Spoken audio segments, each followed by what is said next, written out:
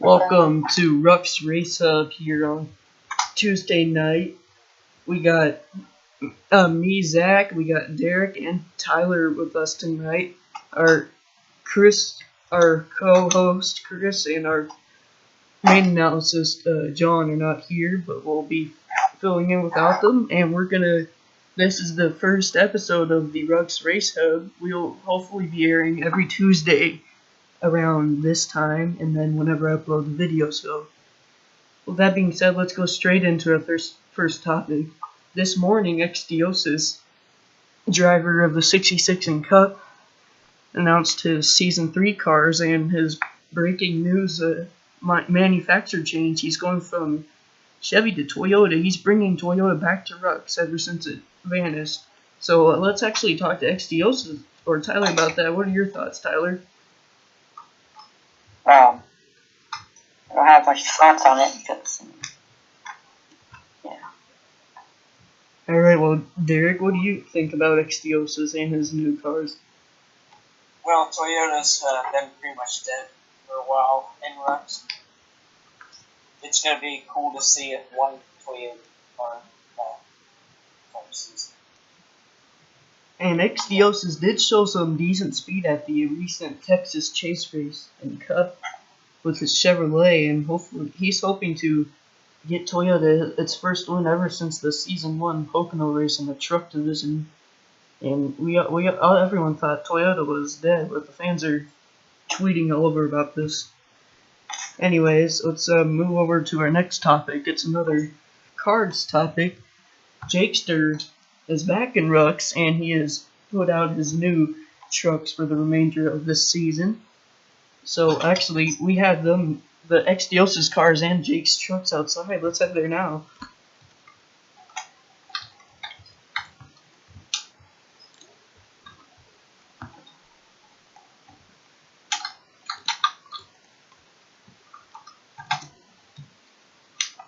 Alright, first let's go back to Xdiosis car. So we can let the driver of these Xdiosis, Tyler, talk about what he did with these cars. So you can go ahead, Tyler, and tell us about these cars. It's plain and simple.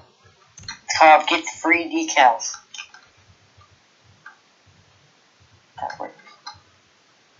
Can you show us each car and tell us any certain features about it and the sponsors? Okay. Well, the first car you have here is number 66, Napa Auto Parts, Blue Dap Auto Peak Toyota. It's blue, see, for the most part, with white here. Then you got the Keystone Light Purelator car. And what motorsports team do you race for, Xdiosis? I forgot what it was called. It is.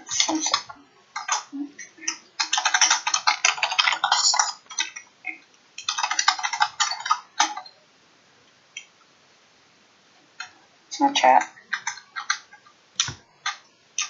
Xdiosis races. Looks like Xdiosis races for...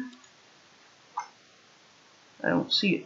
Well, Sage Racing Enterprises. Sage Racing Enterprises.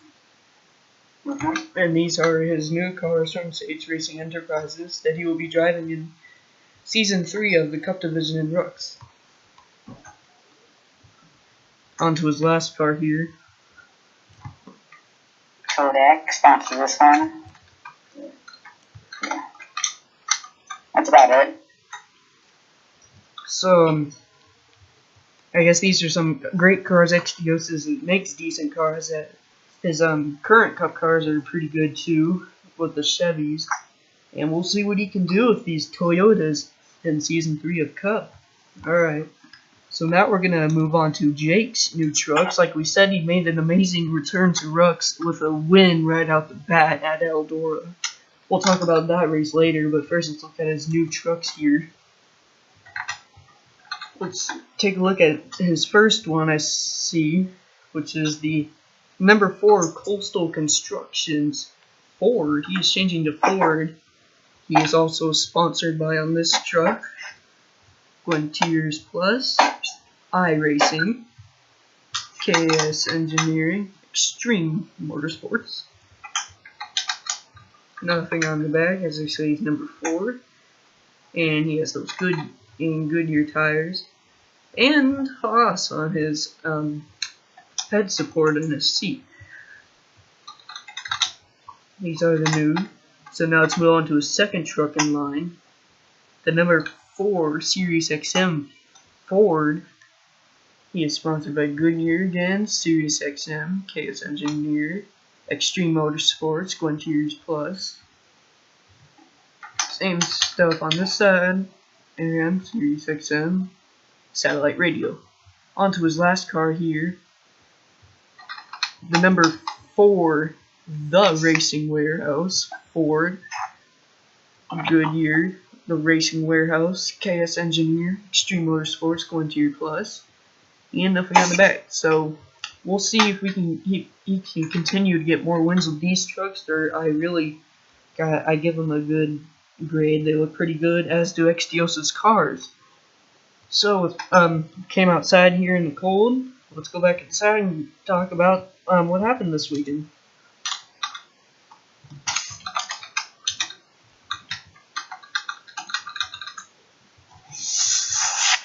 We're back in the studio, so now let's go.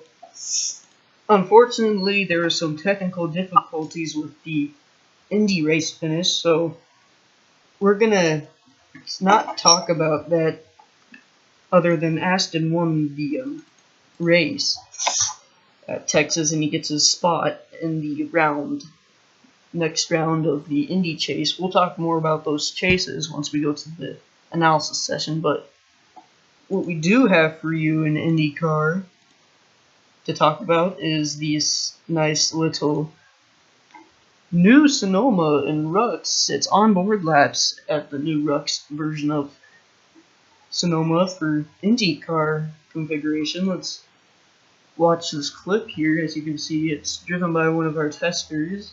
I'm not going to give any name, but he's driving the number 12 Horizon Chevrolet for Penske, and we'll see what he does out here on the track. So he enters off the pit road. We will be pitting at Sonoma with the new pitting RUCS. So he goes up turn 1, down the hill with these harder to drive Indy cars and faster.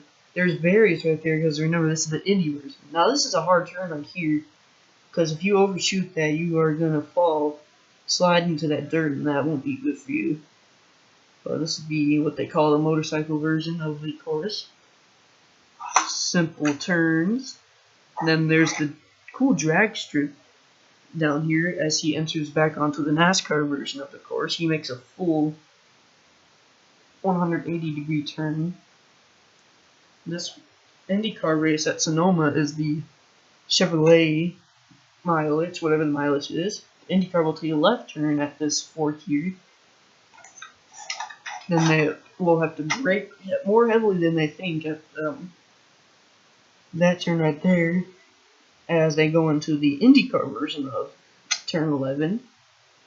This is the Chevrolet 66 as he'll complete his first lap. I believe the tester pits in next lap. Actually, let's see what he has to say on audio. I believe he talked to us on audio when he's doing it.